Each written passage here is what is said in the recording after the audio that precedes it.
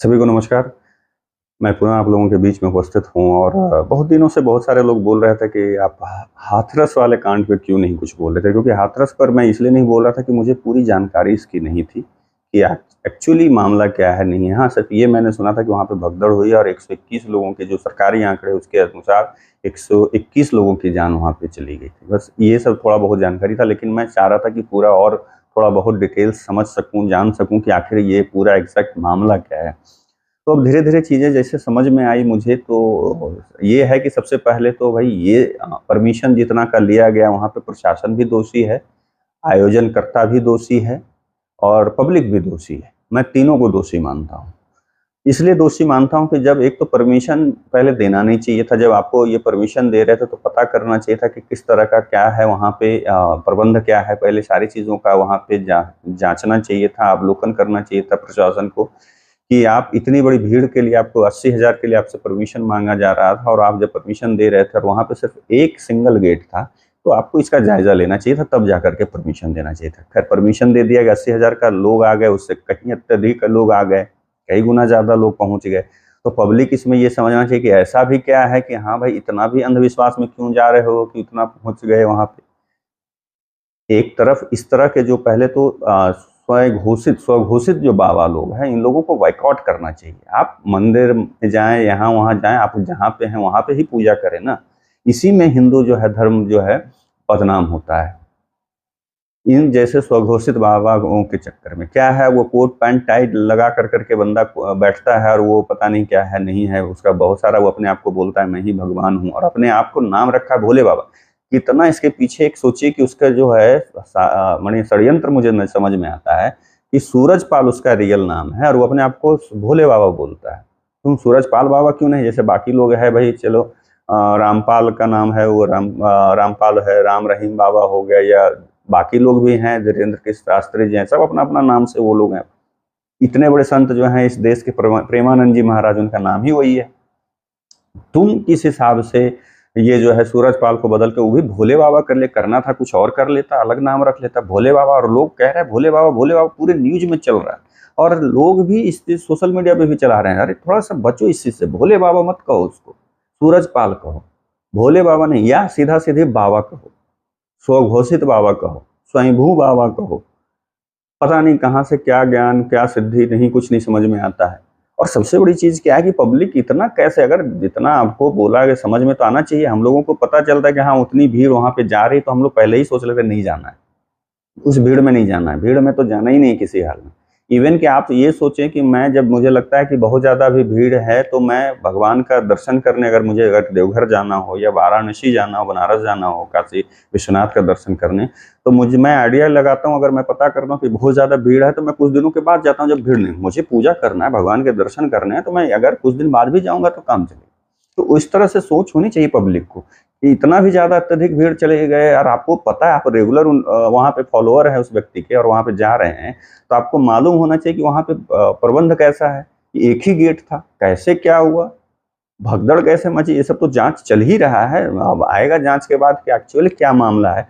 लेकिन सबसे बड़ा जो है गौर करने वाली बात है कि कोई भी राजनीतिक पार्टी जो है, उस व्यक्ति पे कुछ नहीं बोल रहा है।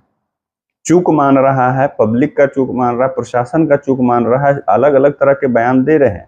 लेकिन सीधे-सीधे तौर पे उस सूरजपाल पे कोई पार्टी ने अपना बयान नहीं दिया। एक मायावती को, अगर वो भी मुझे नहीं लगता है कि मायावती ने डायरेक्ट एक तरह का वो पाखंड पर बात करी है कि हाँ, पाखंड है, ये है। वो सीधा ये नहीं कि सूरजपाल दोषी, इस तरीके से वो मायावती जी ने कम से कम, लेकिन उन्होंने इस बात का ज़िक्र किया।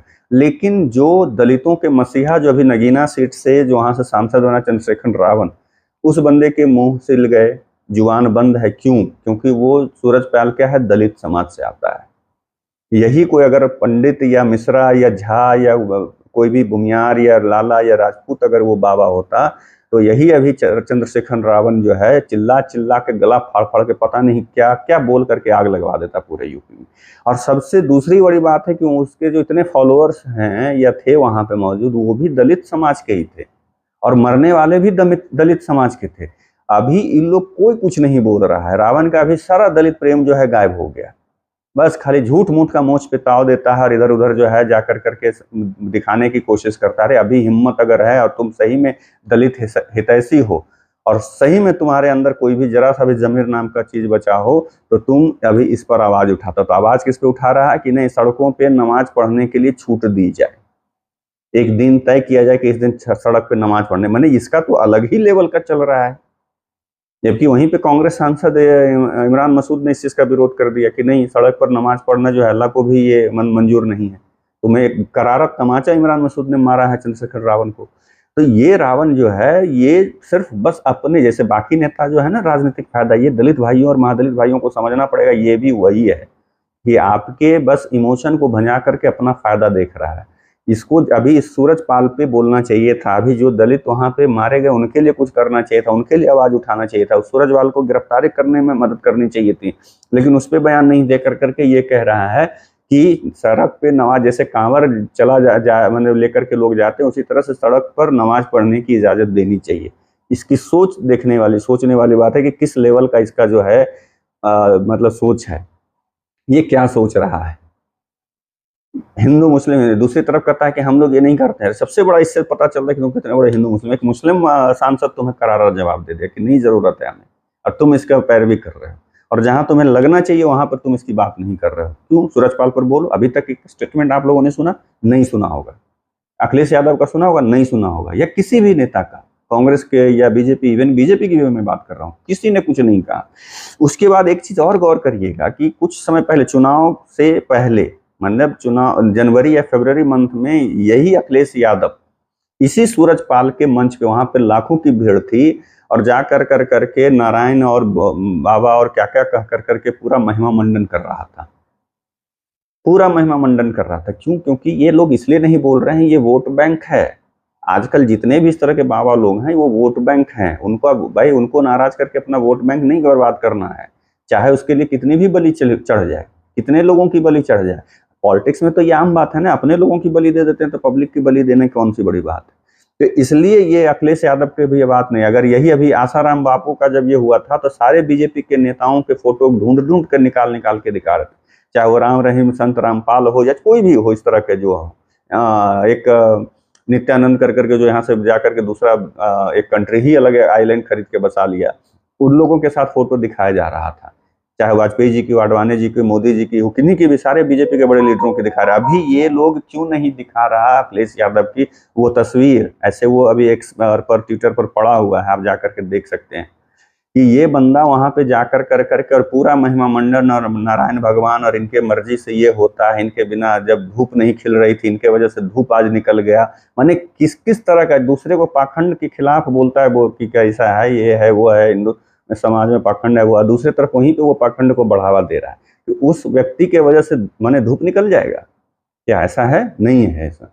तो यहाँ पे सबसे बड़ी बात क्या है कि सिर्फ वोट बैंक के चलते ये लोग नहीं कुछ बोल रहा है, और उसका नतीजा भी मिला कि इसने महिमा मंडन करी, तो भाई उस बंदे ने काम किया और इसको वोट मिला और सीट भी उसको ज्यादा आए हैं।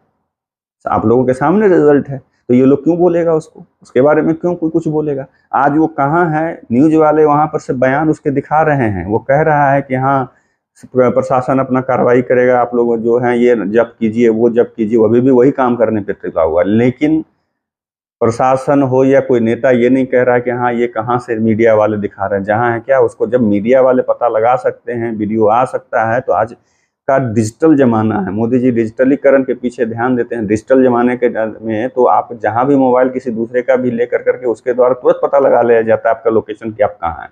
और अभी तक ये मतलब प्रशासन जो है पता नहीं कर पा रही है। कितना दुर्भाग्य है इस देश का कि ऐसे ऐसे नेता हम लोगों को लीड कर रहे हैं, मैंने हम लोगों का नेतृत्व कर रहे हैं। थोड़ा सा दिमाग लगाना होगा आप लोग, हम लोगों को, इन लोगों से बचिए, ऐसे लोगों से बचिए, नेताओं को। हाँ ठीक है, वोट करना करिए, लेकिन ये जो है ना जात पात थोड़ा बहुत बचिए। आज कहाँ चला गया जात? आज कहाँ चला गया? कोई आपके जाति का लोग क्यों नहीं आ रहा है? कोई आवाज क्यों नहीं उठा रहा है? मरने वाले भी आपके जात के, बुलाने वाला वो जो है वो कथा कहानी करने वाला वो भी आपके जात का। फिर जो आपके जो हितैषी जो बनते हैं कि हम आपका बहुत बड़ा जो है पोषक आप लोग को संरक्षण देंगे, ये कर देंगे, आज क्यों चुप है? क्यों नहीं बोल रहे? तो वो नहीं बोल रहे, आप आवाज उठाइए, आप कुछ कहिए। नहीं कहेंगे तो इस तरह की जो बातें हैं और तरह तरह की बातें सामने आ रही है। और इस बंदे के बारे में जो पता चला है, इतना आलीशान बिल्डिंग, और आज कुटिया लिखा है अपने पूरे बिल्डिंग को, कि करोड़ों की बिल्डिंग को उसने लिखा है, क्या नाम है मैं भूल रहा हूँ, लेकिन लास्ट में कुटिया लगा है। मैंने कुटिया, कुटिया का मतलब भी उस बंदे को पता नहीं है कि कुटिया किसे कहा जाता है। और ऐसे लोगों के बुलावे पर लाखों की संख्या में चले जाते हैं। मैं तो पहली बार उस व्यक्ति का सुना जब ये भगदड़ मचा। मैं तो इसके पहले जान भी नहीं रहा था ये कौन है या नहीं है, क्योंकि उतना ये, लेकिन कितना फेमस था यूपी में कि सोचिए कि लाखों लोगों की भीड़ वहां इकट्ठी हो जाती थी एक बुलावे पे। और जिस अखिलेश यादव के वो जो मंच पर जो है वो तस्वीर है, उसमें जाकर आप दिखेंगे कि वहां पे बहुत बड़ी भीड़ है। तो भाई मेरे, आप लोग सब लोग बचिए, भगवान हर जगह है, मंदिर आपके आसपास में है, सब जगह जाकर वहां पे ही ये करिए। या अगर उनका कोई भी आप जिसको फॉलो करते हैं, तो आज के डेट में डिजिटल के जमाने में यूट्यूब, फेसबुक सब जगह पे अवेलेबल होता है वीडियो, वहीं से देख करके श्रवण कर लीजिए, जाना क्या जरूरी है। और जब देख रहे हैं कि ऑलरेडी वहां पे लाखों की भीड़ है, तो और 1 लाख जाने की क्या जरूरत है। इन सब चीजों से थोड़ा सा बचिए, अंधविश्वास से भी बचिए। और इन नेताओं से दो मुंहे सांप हैं, ये बहुत ही जहरीले सांप हैं ये लोग। मैंने सांप भी शर्मा जा रहा है, इस सांप कहना भी सांप का तौहीन है, सांप का अपमान है इन लोगों के नेता को तुलना सांपों से करना।